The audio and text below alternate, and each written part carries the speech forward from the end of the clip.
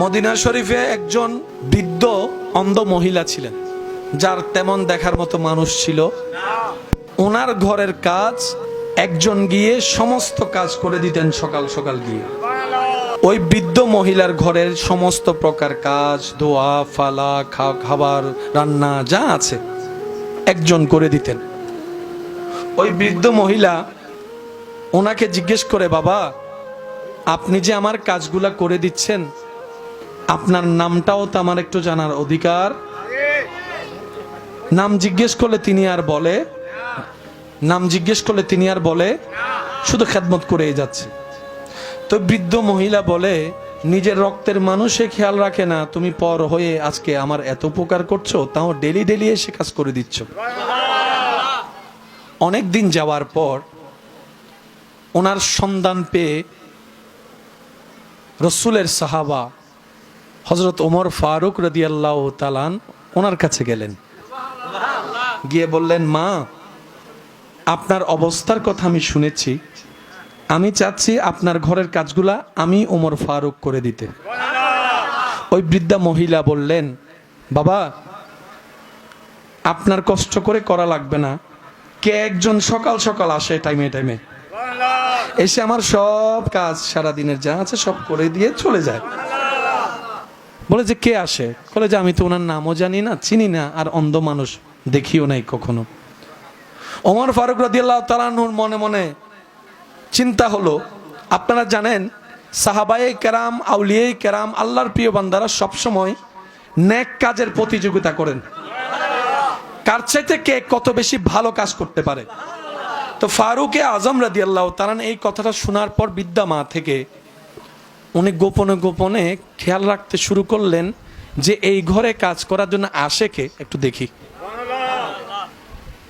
একদিন সকালবেলা ফজরের পর দেখে হযরত আবু বকর সিদ্দিক রাদিয়াল্লাহু তাআলা নামাজ শেষ করেই সবার সাথে কথা বলে কেমন জানি দ্রুত গতিতে অন্য রাস্তা দিয়ে হেঁটে যাচ্ছে। ফারুকে আজম ওনাকে অনুসরণ করতে লাগলেন। কিছুক্ষণ পরে যায় দেখে সিদ্দিক আকবর ওই বৃদ্ধা মার ঘরে ঢুকলেন। সুবহানাল্লাহ। বৃদ্ধা মার ঘরে ঢুকে কাজকর্ম সব করছেন। ওমর ফারুক রাদিয়াল্লাহু তাআলা বলে, ও ভাই আবু বকর, নিজেকে গোপন রেখে অন্যের কাজ তুমি এভাবে করে দিচ্ছ। সাক্ষাৎ হওয়ার পরে যখন প্রশ্নটা করে, সিদ্দিক আকবর বলে, আল্লাহর রসুলের মাধ্যমে এই উম্মার জিম্মাদারি খলিফা আল্লাহ আমাকে বানিয়েছেন। আমার ক্ষমতায় থাকা, আমার রাজত্বে থাকা একজন বৃদ্ধা মহিলা যদি জুলুমের শিকার হয়, সেবা যেটা পাওয়ার সেটা না পায়, আমি কাল হাসরের ময়দানে আমার নবীকে কিভাবে মুখ দেখাবো? আমি খলিফা, আমি রাষ্ট্রপ্রধান, আমি প্রধানমন্ত্রী, জগতে জানে, কিন্তু আসল প্রধানমন্ত্রী তো সে যে জনগণের মুখে হাসি ফুটানোর চেষ্টা করে। আবু বকর সিদ্দিক বলে, আমি নবীর সামনে লজ্জিত হতে রাজি না, সেজন্য আমি যেখানেই খবর পাচ্ছি আমি আমার সেই নবীর উম্মতদের সেবা করার চেষ্টা করতেছি। সুবহানাল্লাহ। ফারুক আজম বললেন, ও ভাই আবু বকর, তুমি পরবর্তী প্রশাসকদের উপর বড় জিম্মাদারি দিয়ে যাচ্ছ, বড় একটা আদব শিখাই যাচ্ছ যে সেবা কিভাবে করতে হয়। এগুলো কোথায় আছে ইসলামে? বলেন সবাই, এগুলো কোথায় আছে? কিন্তু আমরা নিতে জানি না। আমি একটা কথা বলি কি জানেন ভাই, অন্যের কথা বাদ দেন, নিজে শান্তি থাকার জন্য হলো মানুষকে শান্তি রাখেন। কারণ আপনি একটা হচ্ছে সুখ, একটা হচ্ছে শান্তি। কয়টা জিনিস? আমরা বেশিরভাগ মানুষ সুখ এবং শান্তিকে এক মনে করি, কিন্তু সুখ আর শান্তি এক জিনিস। সুখ জিনিসটা কেমন জানেন? কুয়াশার মতো, আসে দেখা যায় আবার, আর শান্তি জিনিসটা থেকে যায়।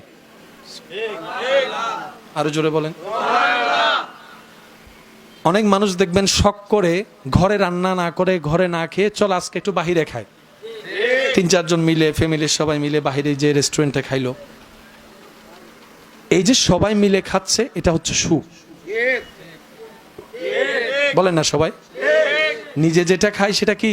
সুখ। মানুষকে যেটা খাওয়ায় এটার নাম শান্তি। জোরে বলেন। তাই দেখবেন নিজে খাইলে পেট ভরে, মানুষকে খাওয়াইলে মন ভরে। সুবহানাল্লাহ, জোরে বলেন। নিজে খাইলে, জোরে বলেন, নিজে খাইলে, মানুষকে খাওয়াইলে, আর মন যখন ভরে যায় অটোমেটিক ক্ষুধাও চলে যায়। এক প্লেট খাবার আছে, আপনারা বন্ধু আছেন 10 জন, চাইলে একজনও খেতে পারেন, চাইলে 10 জনে মিলেও খেতে পারেন। কোনটা হলে সুন্দর? বলেন বলেন। এবার আমাকে একটু বলবেন ভাইয়া, এই ছোট্ট একটা প্লেটের ভাত যেটা একজনকেও কভার দিবে না ভালো করে, এই অল্প প্লেটের ভাত যদি 10 জনে খায় পেটের কয় অংশ ভরবে? পেটেই তো ভরবে না।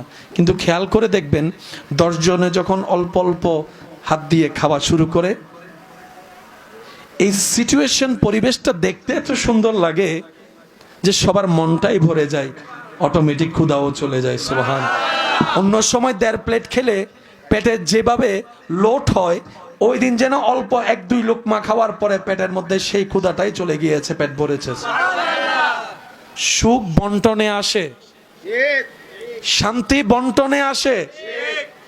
কারাকারি করে, হাইজাক করে আপনি নিতে পারবেন, অট্টালিকা বানাতে পারবেন, কিন্তু শান্তি আপনি পাবেন না। সুখের দেখা পাবেন, শান্তি পাবেন না। আর মানবের জীবনে সব চাইতে দরকার সুখের চাইতে বেশি শান্তি।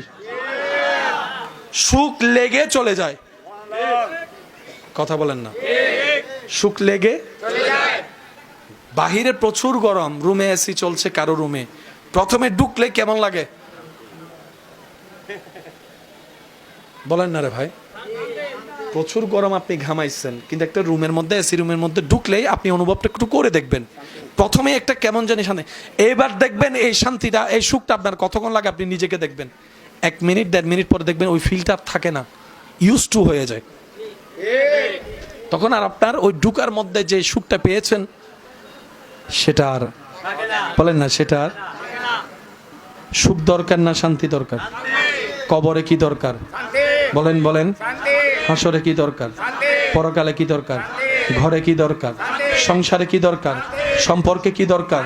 ঘুমানোর সময় কি দরকার? খাবার সময় কি দরকার? এই কথাগুলো আমরা সমাজও বলি।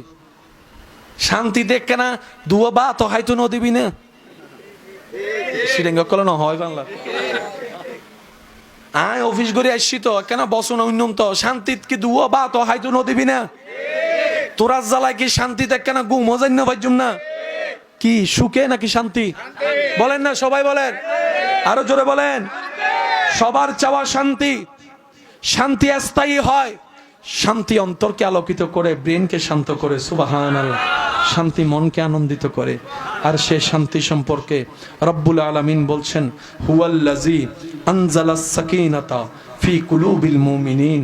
আমি রব এই শান্তি যাকে তাকে দিই না, যারা মুমিন হবে আমি আল্লাহ তাদেরকে শান্তি দিই। যারা মুমিন হবে তাদেরকে আমি শান্তিতে রাখি, যারা মুমিন হবে তাদেরকে আমি শান্তি দান করি। আর আমি রব যখন শান্তি দান করি তখন ইব্রাহিম নবীর সেই চরিত্রকে সামনে রেখে কল্পনা করো, আগুন দুশ্মন জ্বালিয়েছে, আমি রব শান্তি দিয়েছি বলে ইব্রাহিম নবীর আগুন দেখে পেরেশানিও লাগে নাই, পড়ার কোনো ভয়ও লাগে নাই। শান্তিটা এমনভাবে দিয়েছি আমি আল্লাহ, কুলনা ইয়া নারু কুনি বারদাও ওয়া সালামান আলা ইব্রাহিম। জগৎ জানে আগুন জ্বালিয়ে ফেলে, কিন্তু আমি রব যখন শান্তি দেওয়ার ইচ্ছা করেছি আগুনটাও আমার ইব্রাহিমের জন্য বন্ধু হয়েছে, শীতল।